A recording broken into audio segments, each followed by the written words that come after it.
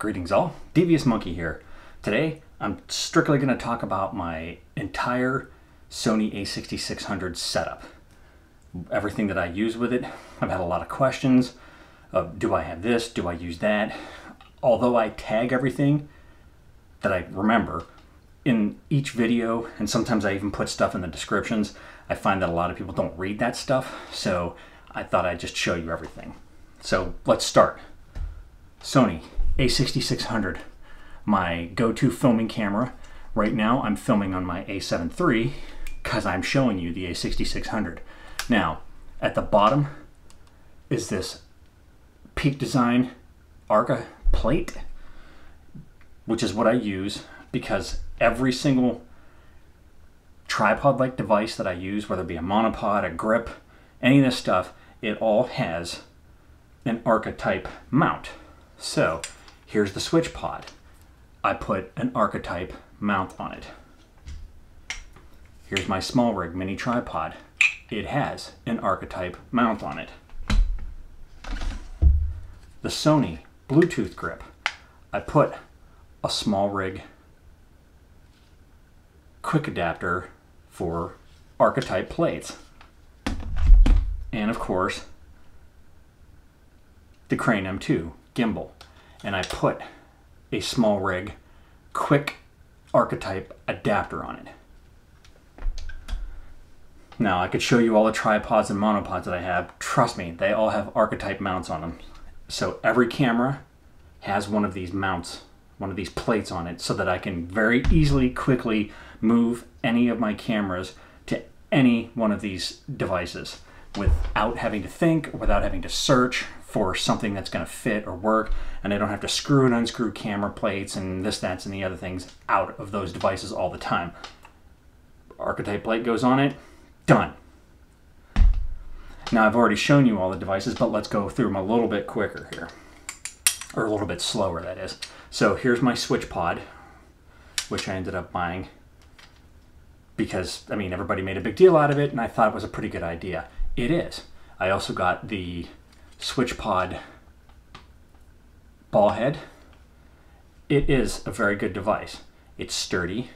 It gives you a little bit of extended reach if you're vlogging with it, and it's just all around pretty nice. Has its limitations though. It's not like a GorillaPod, which I think the limitations on a GorillaPod make it worse than anything because it just falls apart and doesn't go back into shape and it breaks and so on and so forth.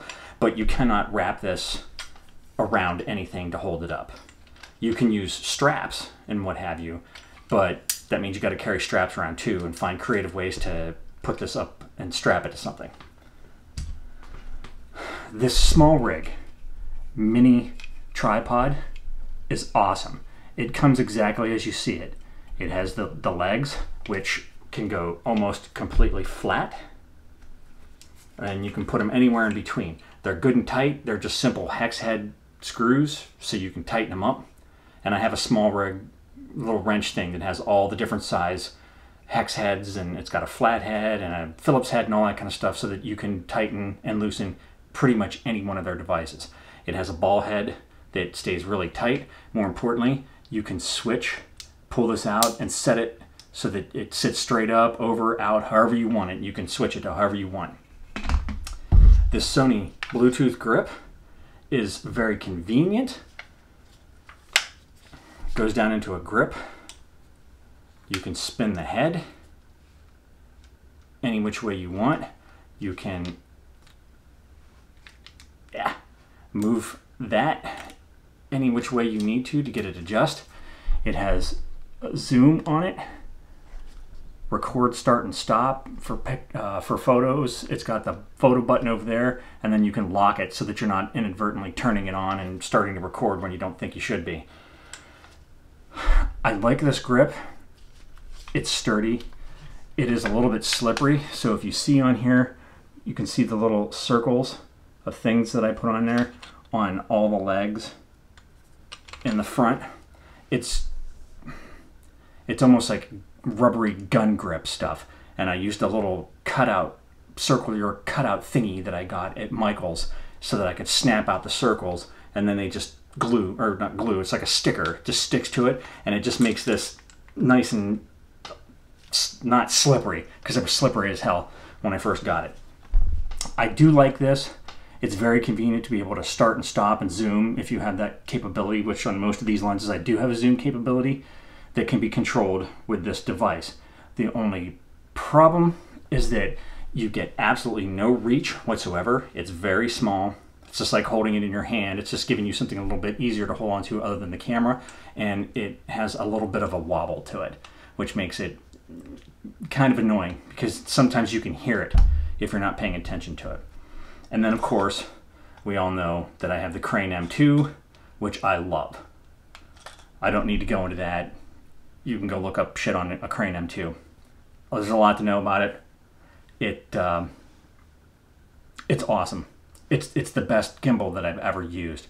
I do have a big brother, the Crane Plus, which I use when I have a full setup on the A7 III, which isn't very often because it's just too heavy. You can't vlog with it. You can't walk around with it. You have to have a specific function that you have to film that requires smooth gimbal shots, but a bigger camera setup and all that kind of stuff. And that isn't very often for me. That's why I got this Crane M2, which is perfect for vlogging. And you've seen me talk about it, and I use it all the time. So enough about that. Now, the other thing that I put on this camera is the shoe relocator. It's a SmallRig left-hand shoe relocator. They do have one that puts a relocated shoe at the top on the right side, and then I did originally buy one that has them both. So it goes all the way across the top, and you can go to the left, or you can go to the top onto the right. But in order to save weight, to get this to work better with the M2, I ended up getting just the left side one because that's where I put stuff. Now, what stuff do I put there? This, my Rode Wireless Go receiver. I just slide it into the side here, and then it just plugs it in the side, and that's done. I don't use anything else over here. I don't plug a light into it. It's too much of a pain in the ass to put this thing on the top over here, because then no matter what, you've got this cable that either goes across the front or the back, and it's a pain in the ass. I like it on the left-hand side. And then, of course, you have the transceiver, which I then use the magnetic mount to put onto my shirts. You see me with this all the time. In fact, most of the time I'm walking out around town doing anything, I have this thing clipped on me, and people are always looking at me all weird because I got this little like pom-pom thing on my shirt, and they don't know what the hell it is. And some people come up and ask me like, dude, what is that thing? Oh, it's a wireless microphone, blah, blah, blah. So that's it. That's the only thing that goes on here. The Peak Design plate and the SmallRig shoe relocator so that I can use my Rode Wireless Go. I can put it on any of these devices, which I often do.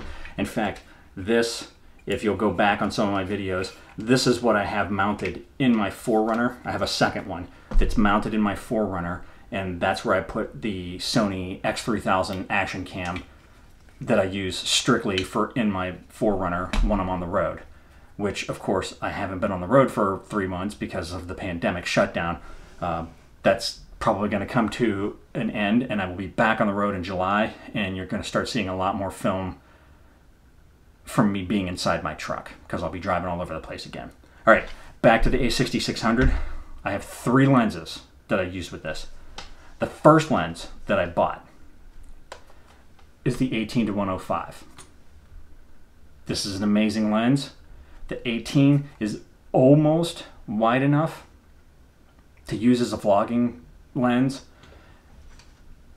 if you put it on this, because you get that further reach all the way out here instead of down here if you were to use like the Sony, or you were just holding the camera. And you need that extra reach because otherwise it's too close, and then you just get like your head's in the screen, and you don't want that. It's internally focused, which means it doesn't elongate or anything, and that's why on this Bluetooth device you can use the zoom function, because it doesn't require physically altering the lens. It does it all inside. It is a really good lens. 18-105, so you've got close-up-ish enough, but you got a good reach on it, and you can get those good zooms for shit that's just a little bit too far away that you want to catch. It is heavy though. It's too heavy to work on the Crane M2 for sure. So you have to use it on you know, one of my other devices, which is the SwitchPod, the Mini from SmallRig, or the Bluetooth grip from Sony. Great lens. It was my go-to until I bought the kit lens, the 16-50. Now, most kit lenses get a lot of crap. A lot of people cut them up and they say they're shit, they don't work. This thing feels like a little toy. It's all plasticky and shit, which means it's almost anti-weight. It is so light that you don't even realize you put it on the camera. I mean, this thing is just very light. And it's a 16-50. The 16 is more than enough to be able to vlog correctly. I mean, obviously this is what I used. Once I got this was the lens that I used for most of my videos rather than the 18-105. And it also zooms internally. It has the little zoom rocker on the outside, so it works. Don't ask me why they pick and choose, but it works. It's great. It's 3.5 to 5.6, so you know, it isn't a fast lens, but really it doesn't need to be, because most of my stuff is either outside in broad daylight or I'm in the studio where I have studio lights, so I don't give a shit. It's not like I'm you know, down in the basement recording with no light, so I don't really need to be all that fast, but it is light. If you really want a quick run and gun setup with the lightest thing possible, you throw this on your 6600 with any of these devices and it works great. Great image, awesome lens, and I bought it used from KEH for I think like 80 bucks. I mean, how can you go wrong with that? This is a powerhouse lens for well under $100. Oh, and by the way, the 18-105 I think was $5.99. Now we get on to the last and most current lens that I got that I use that I love. It's the 10-18 f4 OSS. Let's see if I can do this so you can see. All right, see the difference in sizes now? 18-105, 10-18, kit lens 16-50, 5. All right. This lens is awesome.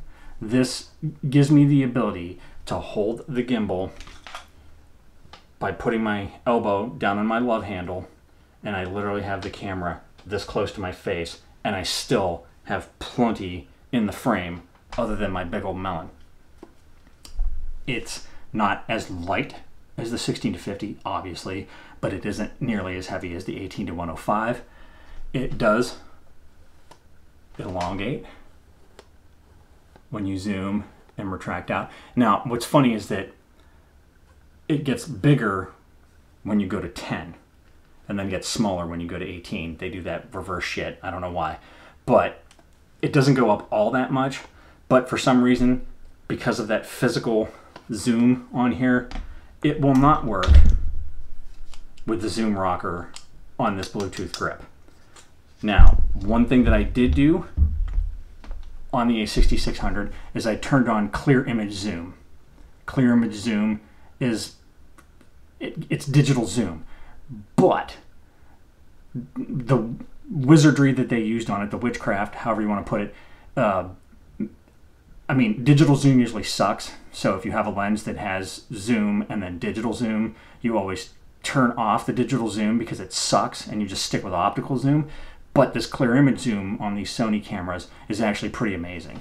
There really isn't any degradation in the quality of the footage. So you get up to 2 times more reach. It goes up to you know, like you'll watch it go up to 1 time, 2 times. So it gives you more reach even on a lens that doesn't have zoom. So even if I grab my 35mm 1.8, it's a prime lens. It doesn't have zoom. You can get 2 times zoom through clear image zoom. So find that setting, turn it on, you'll be happy with it. Now that being said, this 10-18 is another powerhouse lens. I mean, anywhere from 10-18 looks great as far as I'm concerned. And I was asked, you know, when I did those tests on yesterday's videos, what focal length I used. 10. That's the whole reason I got this lens, is to have it at 10. Only time it goes out of 10, other than testing something, just so you can see that you know, all the way out to 18, is that I put it to 16 when it's mounted here in front of me in the studio, so that I have consistent frame around me. If I go out even more than the 16, then you start to see the curtains and the windowsill and all that shit over there. So I don't need you to see that. All right, that is pretty much it for what I use for my Sony to create my magic. I don't need any more than this. I mean, I literally have from 10 millimeters out to 105, and everywhere in between. I don't have fast lenses, but again, I don't need them really, because I'm either outside in broad daylight or I'm in the studio where I have more than enough lighting to deal with whatever I need to do. I love this camera. I love this setup. If I didn't have any other gear, I would be thrilled to have all this stuff. Again, I use this 6600 strictly for filming. I may have taken a picture on here just to see what it looked like, but I do not use this camera for still pictures. That's what the A7 III is for. Also, the A7 III is more my hybrid camera, because I can do video on it and it looks fantastic, but I mostly use it for stills. The only time I really use this as a camera, as a video camera, is when I'm showing about the camera that I usually use to film. Hence, right now, where it's up there. That's all I got. If you have any more questions and you're curious about anything else, keep the questions coming. I'm totally digging. I'm starting to get more people watching, more people asking me questions, and I love that. I'm all about that. That's it. That's all I got for you today. So, thanks for joining me. Like, subscribe, and all that shit. And remember, kids, forward and up.